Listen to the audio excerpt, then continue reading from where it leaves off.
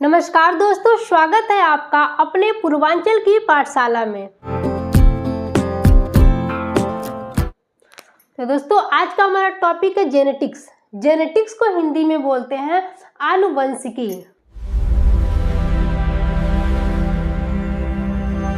क्या आपने कभी सोचा है कि किसी की आंखें अपने पापा जैसी क्यों होती है, या किसी का गुस्सा अपनी मम्मी के जैसा? लोग कहते हैं कि अरे ये तो अपने खानदान पर गया है, लेकिन इसके पीछे की असली बायोलॉजी क्या है? तो चलिए आज हम मिलेंगे जेनेटिक्स के दादाजी से, यानी कि ग्रेगर जॉन मेंडल से, और इनके 3 नियम यानी कि 3 रूल्स को समझेंगे एकदम देसी स्टाइल में। तो चलिए स्टार्ट करते हैं। तो दोस्तों, आज का हमारा टॉपिक है जेनेटिक्स। जेनेटिक्स को हिंदी में बोलते हैं आनुवंशिकी। और इस जेनेटिक्स की खोज किसने किया था, जेनेटिक्स के बारे में किसने बताया था? तो ग्रेगर जॉन मेंडल ने। इसीलिए जेनेटिक्स के फादर को ग्रेगर जॉन मेंडल को जेनेटिक्स के फादर बोलते हैं, क्योंकि इन्होंने ही जेनेटिक्स के बारे में बताया था। लेकिन दोस्तों, क्वेश्चन अब ये आता है कि मेंडल ने कैसे हमें जेनेटिक्स के बारे में बताया? तो मेंडल ने कुछ तरह से एक्सपेरिमेंट किया, जिसके आधार पे इन्होंने हमें जेनेटिक्स के बारे में बताया। लेकिन क्या किस पर एक्सपेरिमेंट किया, किस चीज़ पर प्रयोग करके उन्होंने हमें बताया? तो मेंडल ने अपना सारा एक्सपेरिमेंट गार्डन पी यानी कि पी प्लांट पर किया, और पी प्लांट का वैज्ञानिक नेम है पाइसम सटाइवम। पाइसम सटाइवम पर उन्होंने कुछ एक्सपेरिमेंट किया, और फिर उस एक्सपेरिमेंट के आधार पर उन्होंने 3 रूल्स बताए थे। लेकिन अभी भी क्वेश्चन ये है, उन्होंने पाइसम सटाइवम यानी कि पी प्लांट्स का ही चूज क्यों किया था? और भी तो बहुत सारी चीज़ें मनुष्य पे भी कर सकते हैं, या फिर मैंगो प्लांट, गवावा प्लांट, इन सब में भी तो कर सकते हैं। क्यों उन्होंने पी प्लांट का ही चूज किया? तो क्योंकि जो पी प्लांट होता है, जो मटर के पौधा होता है, उसका जीवन काल बहुत ही कम होता है। लगभग 60 to 70 डेज का इसका जीवन काल होता है, और उतने ही दिन में वो बड़ा हो जाता है। इसीलिए उन्होंने पी प्लांट का चूज किया था। यदि मनुष्य पे वो चूज करते तो मनुष्य का जीवन साइकिल काफ़ी लंबा होता है, उसको करते तो उनको सालों लग जाते एक्सपेरिमेंट करने में। तो इसीलिए उन्होंने पी प्लांट का चूज किया। और जो पी प्लांट का जो कैरेक्टर है वो बिल्कुल क्लियर नजर आता है। अगर उसका एक्सपेरिमेंट करेंगे, इसमें पॉलिनेशन कराएंगे, जिससे रिजल्ट मिलता है, तो वो रिजल्ट बिल्कुल ही क्लियर नजर आता है। इसीलिए उन्होंने पी प्लांट का चूज किया। और इसमें सेल्फ और क्रॉस जो पॉलिनेशन होता है, दोनों लेवल बिल्कुल ही बहुत ही आसान होता है, पॉसिबल होता है। सेल्फ और क्रॉस पॉलिनेशन दोनों पॉसिबल है, इसीलिए उन्होंने पी प्लांट का यूज किया। पी प्लांट का यूज क्यों किया? 3 कारण से। फर्स्ट रीजन है कि पी प्लांट का जीवन साइकिल बहुत कम होता है। सेकेंड, इसके जो कैरेक्टर होते हैं वो बिल्कुल क्लियर नज़र आते हैं। और थर्ड क्या है, इसमें सेल्फ और जो क्रॉस पॉलिनेशन होता है पॉसिबल है। इसी 3 रीजन की वजह से इन्होंने पी प्लांट का चूज किया था। जैसे कि जो पी प्लांट है, मान लो उन्होंने एक्सपेरिमेंट कैसे किया, एक लंबा प्लांट लिया और एक बहुत ही छोटा प्लांट यानी बौना प्लांट लिया, दोनों का आपस में पॉलिनेशन करवाया, तो ये दोनों क्रॉस पॉलिनेशन हो गए। उनसे जो उनको मिला था, जो रिजल्ट मिला, उसको उन्होंने फिर आपस में ही पॉलिनेशन करवा दिया, तो उससे भी रिजल्ट मिला। इन दोनों का पॉसिबल था, इसीलिए उन्होंने पी प्लांट का चूज किया था। तो देखिए पहले जीन क्या होते हैं? जीन को क्या बोलते हैं? फैक्टर भी बोल सकते हैं, या फिर हेरिडेटरी यूनिट यानी कि वंशानुगत इकाई। जीन एक प्रकार की ऐसी इकाई है जो पीढ़ी दर पीढ़ी चलती चली जा रही है, यानी एक पीढ़ी से दूसरी पीढ़ी, दूसरी पीढ़ी से तीसरी पीढ़ी, ये वंशानुगत के तरह से धीरे धीरे चलती चली जाती है। और अलील क्या होता है? अलील का मतलब जोड़ी या फिर जीन के अल्टरनेट फॉर्म।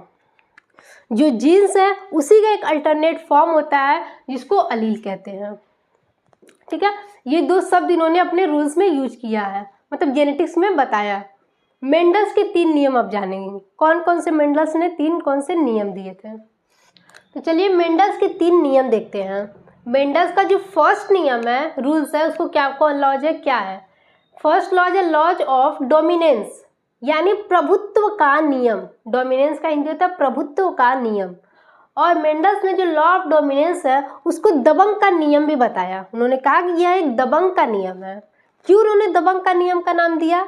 क्योंकि मेंडल ने कहा कि जब दो अलग अलग जीन्स या फिर जो दो अलग अलग लक्षण साथ में आते हैं तो एक दबंग होता है, उसमें से एक जीन्स दबंग होता है और जो दूसरा जीन्स होता है वो डरपोक होता है। दो जीन्स दोनों साथ में आते हैं तो जो दबंग वाला जीन्स होता है, जो उसके कैरेक्टर्स होते हैं वो ज़्यादा हाईलाइट हो जाते हैं और जो डरपोक टाइप का जीन्स होता है वो दबा का दबा ही रह जाता है। ऐसा आपने अपने घर में भी देखा होगा कि जो आपके माता पिता के जो बच्चे हैं उसमें से जो ज़्यादा दबंग टाइप का रहता है वो सबके सामने हमेशा हाईलाइट रहता है और जो बच्चा बहुत डरपोक टाइप का या फिर शर्मीला होता है वो हमेशा छुप जाता है, वो सब उसको कोई नहीं याद रखेगा। लेकिन जो बहुत ज़्यादा बोलने वाला हो, स्माइली बॉय हो, उसको ज़्यादा लोग जानते हैं। तो सेम इसीलिए उन्होंने दबंग का नियम दिया। इसमें भी सेम यही चीज़ें होती है। एग्जाम्पल से आपको समझाते हैं। उन्होंने मटर का प्लांट लिया तो उन्हें एक लिया लंबा पौधा,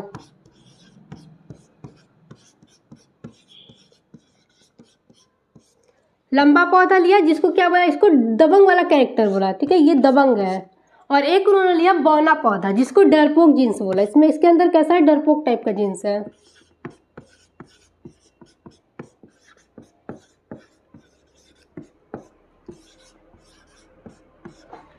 लंबा पौधा ये कैसा है, इसका कैरेक्टर कैसा है, तो दबंग टाइप का कैरेक्टर है। और जो बौना पौधा था उसका कैरेक्टर कैसा था, जीन्स कैसा था, तो वो डरपोक टाइप का था। अब ये दबंग से और जो डरपोक है इन दोनों का आपस में मिलान कराया तो उन्होंने देखा कि जो दबंग वाला कैरेक्टर वो ज़्यादा हाईलाइट हो गया। कैसे, अब इन दोनों का आप आपस में पॉलिनेशन कराएंगे तो पॉलिनेशन में क्या होता है, कैपिटल टी स्मॉल टी, फिर इस कैपिटल टी को इससे पॉलिनेशन करवाएंगे, फिर इसको इससे कराएंगे और फिर इस वाले को इससे, ठीक है। अब ये दोनों आपस में क्या हुए, पॉलिनेशन के, तो दोनों के पॉलिनेशन से देखिए क्या आंसर रिजल्ट क्या मिलता है। कैपिटल टी और फिर स्मॉल टी दोनों का पॉलिनेशन करवाए तो क्या आएगा, कैपिटल टी स्मॉल टी। फिर इस कैपिटल टी का इस स्मॉल टी से करवाए फिर क्या मिलेगा, कैपिटल टी स्मॉल टी। इस वाले कैपिटल टी का इससे पॉलिनेशन करवाए तो कैपिटल टी स्मॉल टी। और फिर इस वाले का इससे भी करवाएंगे, दोनों का बारी बारी से करवाएंगे, फिर इसका इन दोनों से करवाएंगे। तो इसका फिर इससे करवाए तो क्या मिला, इसका इससे करवाएंगे तो कैपिटल टी और स्मॉल टी। अब देखिए कैरेक्टर दोनों का है, दबंग वाले का भी कैरेक्टर है और जो बौना पौधा है, जो डरपोक पौधा है उसका भी कैरेक्टर है। लेकिन सबसे ज़्यादा हाईलाइट क्या करेगा, कैपिटल टी, यानी जो लंबा पौधा है, जो लंबा वाला पौधा है उसका कैरेक्टर सारा क्या होगा, सो हमें अपने आंखों से विजिबल दिखेगा। यानी F1 जनरेशन में क्या होता है,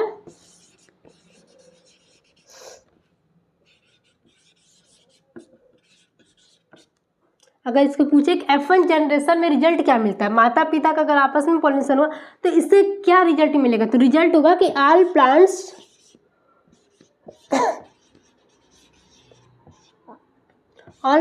टॉल, यानी सभी पौधे क्या हैं, लंबे हैं।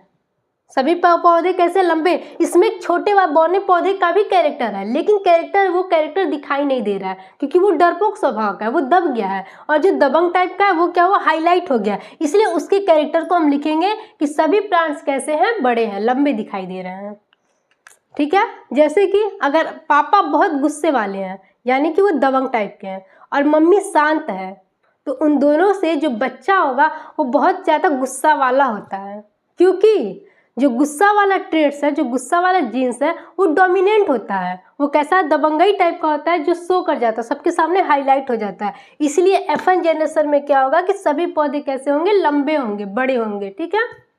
तो आई होप आपको फर्स्ट लॉ समझ में आया होगा कि लॉ ऑफ डोमिनेंस यानी प्रभुत्व का नियम में क्या होता है। यदि लंबे प्लांट का जो लंबा प्लांट होता है या फिर जो बौना प्लांट, दोनों का आपस में पॉलिनेशन करवाएंगे तो पॉलिनेशन से जो रिजल्ट मिलेगा उसमें क्या होता है कि सभी पौधे क्या होते हैं, लंबे होते हैं। तो चलिए अब मेंडल्स के सेकेंड नियम को देखते हैं। मेंडल का सेकेंड नियम है लॉ ऑफ सेग्रीगेशन, हिंदी में बोलते हैं पृथक्करण का नियम। और मेंडल्स ने इसका नाम दिया कि बंटवारा का नियम। ये कौन सा नाम है, बंटवारे का नियम है। क्यों, क्योंकि मेंडल ने कहा कि भले ही कैपिटल टी और स्मॉल टी साथ रह रहे हो लेकिन जब अगली पीढ़ी बनने की बारी आती है यानी नेक्स्ट जनरेशन की बारी आती है तो दोनों अलग अलग हो जाते हैं। और किसी में कोई किसी से मिलना नहीं चाहता, यानी कोई किसी में ब्लेंड नहीं होना चाहता है। ये सब आपस में अलग अलग हो जाते हैं, इसीलिए इसको बंटवारे का नियम भी कहते हैं। चलिए इसको भी एग्जाम्पल से हम समझते हैं। तो देखिए, जब हमने लॉ ऑफ डोमिनेंस में देखा कि FN जनरेशन में क्या हुआ था, लंबे पौधे को और छोटे पौधे को दोनों को आपस में पॉलिनेशन करवाया, तो क्या हमें मिला था, कैपिटल T स्मॉल t, यानी सारे पौधे कैसे मिले थे, टॉलमिनेट थे। उन जनरेशन का अब आपस में ही पॉलिनेशन कराएंगे, उन दोनों का सेल्फ पॉलिनेशन कराएंगे, यानी कैपिटल T स्मॉल t और कैपिटल T स्मॉल t का इसका आपस में वो पॉलिनेशन करवाएंगे। तो देखिए क्या रिजल्ट मिलता है। इसका पहले हम पुनेट स्क्वायर बनाते हैं। ये कैपिटल T और ये स्मॉल t यहाँ रखा हमने, और ये कैपिटल T और ये स्मॉल t यहाँ रखा। अब इसका हम आपस में क्या करेंगे, क्रॉस पॉलिनेशन करवाएंगे। तो कैपिटल T को पॉलिनेशन कराएंगे तो क्या होगा, कैपिटल T और कैपिटल T। अब इस कैपिटल T का इस स्मॉल t से कराएंगे तो capital T small t, capital T small t। अब इस स्मॉल t का इस कैपिटल T से पॉलिनेशन करवाएंगे तो क्या मिलेगा, कैपिटल T। वैसे तो स्मॉल t कैपिटल T भी लिख सकते हैं, लेकिन पहले हम कैपिटल लेटर ही लिखते हैं। तो capital T small t, capital T small t। अब इसका इससे करवाएंगे तो दोनों क्या है, स्मॉल t स्मॉल t।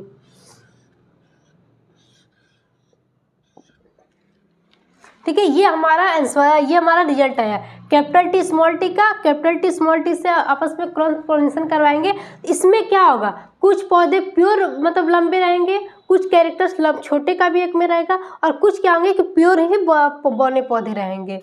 यानी कि इसका जीनोटिपिक रेशियो क्या होता है, जीनोटिपिक का मतलब क्या होता है कि वे कैरेक्टर्स जो प्योर हो, भले चाहे कुछ भी नजर आए, लेकिन उनका जो कैरेक्टर्स है वो बिल्कुल प्योर हो, उसको क्या बोलते हैं, जीनोटिपिक रेशियो। और फिनोटिपिक रेशियो क्या बोलते हैं, वे कैरेक्टर जो प्योर नहीं हो लेकिन हम अपने आंखों से जो चीज़ दिखते हैं वो, ठीक है, अपनी आंखों से जो कैरेक्टर हमें दिखने को मिलता है उसको फिनोटिपिक रेशियो कहते हैं। और जीनोटिपिक रेशियो में क्या था, हम आंखों से भी देखते हैं वही चीज़, और प्योर उसके अंदर वो कैरेक्टर हो, उसको जीनोटिपिक रेशियो कहते हैं। तो जीनोटिपिक रेशियो देखिए क्या होता है, कैपिटल T ये प्योर कैरेक्टर यानी प्योर लंबा है, पूरी तरह से लंबा है, इसमें बौने पौधे का कैरेक्टर्स नहीं आया है। तो एक है, इसलिए यहाँ पे क्या करेंगे, कैपिटल T, ठीक है, इस 2 का सिंबल लगाएंगे। अब देखिए इसमें क्या है, कैपिटल T स्मॉल t, इसमें एक लंबा पौधा है, छोटा पौधा, बौना पौधा है, यानी 2 कैरेक्टर है। ये यहाँ पे भी देखिए और यहाँ पे भी कैपिटल T स्मॉल t 2 जगह है, इसलिए 1 और 2 यहाँ पे क्या लिखेंगे, capital T small t into capital T small t, फिर इस 2 इसका, और ये देखिए यहाँ पे भी स्मॉल t यानी 2 कैरेक्टर सेम है, बौने पौधे का ही इसमें कैरेक्टर, इसमें लॉन्ग पौधे का लंबे पौधे का कैरेक्टर्स नहीं आया है, इसमें स्मॉल t। यानी कि जीनोटिपिक रेशियो क्या आ रहा है, एक लंबा पौधा प्योर है, और दूसरा क्या है, इसमें ये लंबा पौधा तो है लेकिन इसमें बौने पौधे का भी कैरेक्टर्स आया हुआ है। 2 पौधे ऐसे हैं कि बौने भी है लंबे भी, दोनों कैरेक्टर्स इसमें है, इसलिए 2 लिखे हैं। और इसमें क्या है कि ये पूरी तरह से बौना पौधा है, इसमें लंबे पौधे का कैरेक्टर्स आया ही नहीं है, यानी 1:2:1 ये आपका जीनोटिपिक रेशियो हो जाएगा। अब फिनोटिपिक रेशियो देखते हैं। फिनोटिपिक में रेशियो में क्या होगा कि देखेंगे हम ये देखेंगे सिर्फ कौन से पौधा लंबा है, ठीक है, लंबे पौधे का कैरेक्टरशिप देखेंगे। तो कैपिटल T है, इसमें भी कैपिटल T है, इसमें भी कैपिटल T है, यानी तीनों लंबे पौधे हैं। भले इसमें बौना कैरेक्टर आया है लेकिन दिख कैसा रहा है, सब लंबे दिख रहे हैं, इसलिए 1 2 3:3 एक कैरेक्टर ऐसा है कि प्योर ही बौना है, इसमें लंबे पौधे का कैरेक्टर्स आया ही नहीं है, जीन्स आया ही नहीं है, इसलिए इसको सिंगल लिखेंगे। तो फिनोटिपिक रेशियो क्या होगा, 3:1, और जीनोटिपिक रेशियो क्या होगा, 1:2:1। ये F2 जनरेशन है। इसके पहले FN जनरेशन क्या था, कैपिटल T स्मॉल t, यानी इसके FN जनरेशन के सारे पौधे लंबे थे। लेकिन जो F2 जनरेशन आया है इसमें पौधे कुछ लंबे हैं, कुछ प्योर लंबे हैं, कुछ प्योर बौने हैं, और कुछ उसमें लंबे तो हैं लेकिन उसमें बौने का भी कैरेक्टर्स आया है। तो ये आपका F2 जनरेशन का पौधा है। अगर इसका जीनोटिपिक रेशियो हमेशा याद रखिएगा, नीट वालों के लिए सबसे ज़्यादा ज़रूरी है। जीनोटिपिक रेशियो क्या होता है, 1:2:1, और फिनोटिपिक रेशियो क्या होता है, 3:1। जैसे कि दूध और पानी को यदि आपस में मिलाया जाए तो वो मिल जाते हैं, लेकिन जेनेटिक्स में ऐसा नहीं होता है। ये बिल्कुल तेल और पानी की तरह हैं, साथ तो रहेंगे पर मिलेंगे नहीं। अगर तेल और पानी को आपस में मिलाया जाए तो दोनों मिल जाएंगे, लेकिन मतलब एक साथ तो हो जाएंगे किसी वाटर में, लेकिन दोनों अलग रहेंगे। उसको देखने पे पता चल जाएगा कि पानी अलग है और तेल अलग है। सेम वही चीज़ में भी होता है लॉ ऑफ सेग्रीगेशन में। इसमें यदि दो कैरेक्टर्स को, दो जीन्स को आपस में मिलाएंगे तो दोनों का क्या होंगे, दोनों साथ में तो रहेंगे लेकिन कैरेक्टर्स दोनों का अलग अलग हो जाता है। तो चलिए अब मेंडल के थर्ड नियम को देखते हैं। मेंडल का थर्ड नियम है law of independent assortment. Hindi में बोलते हैं स्वतंत्र वर्गीकरण का नियम। अब ये जो लॉ ऑफ इंडिपेंडेंट असॉर्टमेंट था, इसमें मेंडल्स ने क्या कहा, इसमें मेंडल्स जी बोलते हैं कि देखते हैं अब एक काम से पेट नहीं भरेगा, अब दो काम करना पड़ेगा। यानी कि अभी तक तो वो एक एक जीन्स का एक एक लक्षण लेकर के उनका आपस में पॉलिनेशन करवाया था, लेकिन उन्होंने बोला कि अब उन्होंने सोचा कि अब डिफरेंट टाइप के कैरेक्टर्स लेंगे और डिफरेंट टाइप के कैरेक्टर्स का आपस में पॉलिनेशन कराएंगे, फिर देखते हैं क्या रिजल्ट मिलता है। इसीलिए उन्होंने क्या किया मटर का जो बीज होता है उसके जो शेप होता है, उन्होंने दो टाइप का शेप लिया, राउंड शेप लिया और रिंकल शेप। राउंड शेप का मतलब कि ऐसा एक मटर का बीज लिया जो गोल टाइप का बिल्कुल था, और एक मटर का जो बीज था वो बिल्कुल ही लुढ़का हुआ था, यानी थोड़ा सा चिपटा टाइप का था, वो बीज लिया। और मटर का जो कलर था, उन्होंने दो मटर के कलर्स लिए, एक येलो कलर का मटर लिया और एक ग्रीन कलर के मटर लिया। ठीक है, एक शेप कैसा था, एक राउंड शेप था और एक रिंकल शेप था सीड, और एक सीड का कलर कैसा था, येलो और ग्रीन। जो राउंड शेप का मटर था उसका उन्होंने किसे इंडिकेट किया, कैपिटल आर से, और जो रिंकल शेप का जो मटर था उसको स्मॉल आर से इंडिकेट किया।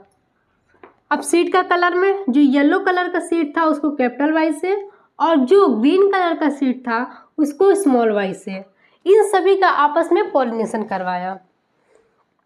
तो उन्होंने किसका किया, तो मेंडल्स ने राउंड येलो कलर का एक बीज लिया और एक भी दूसरा बीज रिंकल ग्रीन कलर का बीज लिया। ठीक है, गोल येलो कलर का बीज लिया और सेकेंड कौन सा था, रिंकल ग्रीन। ये दोनों बीज का क्या किया, आपस में पॉलिनेशन करवाया।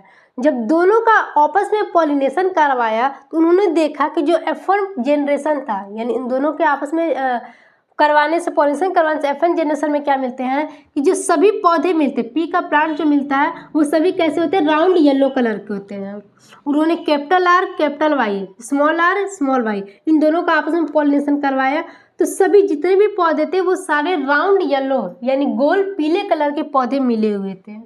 फिर अब ये जो गोल पीले कलर के पौधे मिले थे उन्होंने उसका फिर दोबारा सेल्फ पॉलिनेशन करवाया, यानी उनका आपस में दोबारा से पॉलिनेशन करवाया, जिसको F2 जनरेशन बोलते हैं।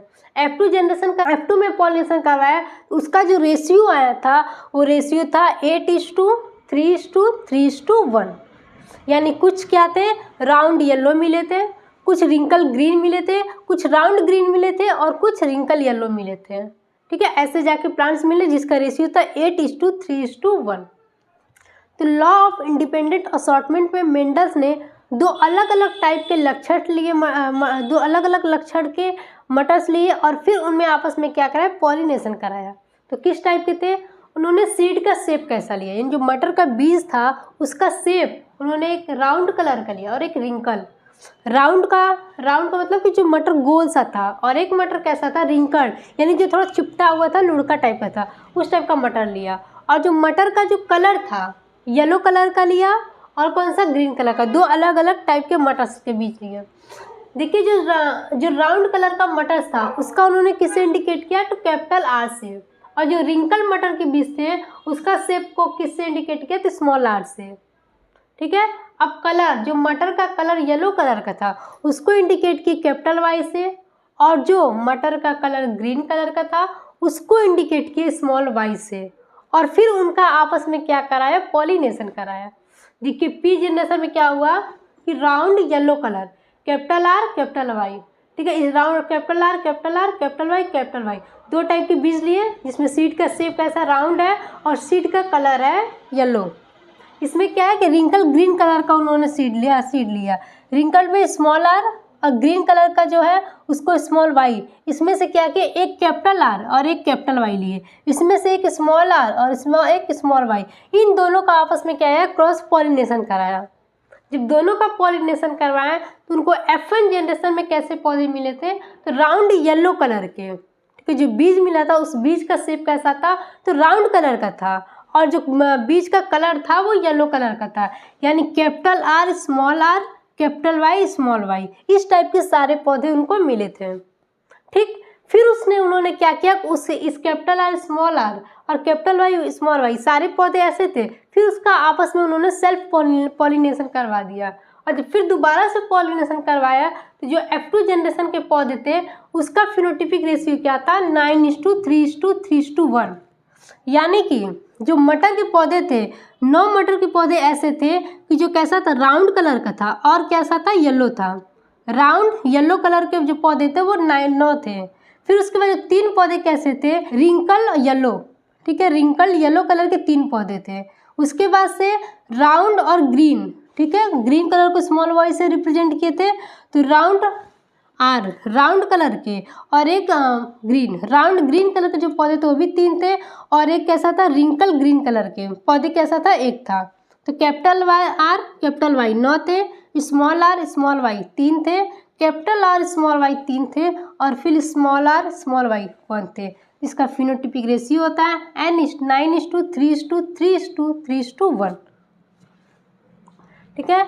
जैसा कि आप, अगर आपको पुनेट स्क्वायर में देखना है तो आप फोटो में इमेज में देख सकते हैं किस तरह से उन्होंने उसका आपस में क्या क्या पॉलिनेशन करवाया, फिर जाके फिनोटिपिक रेशियो कैसा मिला, 9:3:3:1, यानी कि 9 पौधे ऐसे थे जो राउंड कलर के थे, येलो कलर के थे, 3 पौधे ऐसे थे जो रिंकल थे और फिर येलो थे, 3 पौधे ऐसे थे जो राउंड थे और ग्रीन कलर के थे, और एक पौधा ऐसा था जो रिंकल था और ग्रीन कलर का था। इस तरह से मेंडल ने अपना 3rd नियम दिया था, जिसका नाम था law of independent assortment. I hope आपको अच्छे से मेंडल के तीनों नियम समझ में आए होंगे। फर्स्ट, लॉ ऑफ सेग्रीगेशन, जिसको हमने क्या नाम दिया, लॉ ऑफ डोमिनेंस।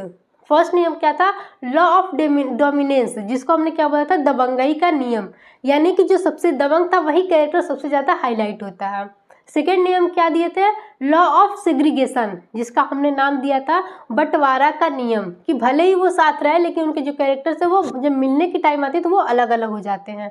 और थर्ड नियम क्या था, लॉ ऑफ इंडिपेंडेंट असॉर्टमेंट, यानी स्वतंत्र वर्गीकरण का नियम, जो पूरी तरह से स्वतंत्र होते हैं, उसमें डिफरेंट टाइप के लक्षण लेते हैं, फिर उसमें आपस में क्या करवाते हैं, पॉलिनेशन करवाते हैं।